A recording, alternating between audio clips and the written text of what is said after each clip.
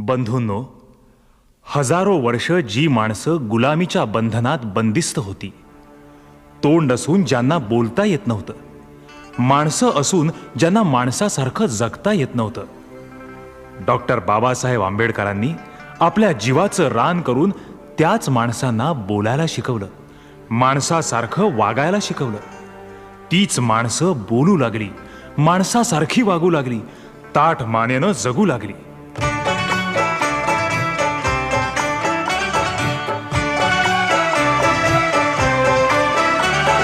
जीवाला जीवाचं दान दिले भीमाने, जीवाला जीवाचं दान दिले भीमाने, माणसाला माणूसपण दिले प्रेमाने.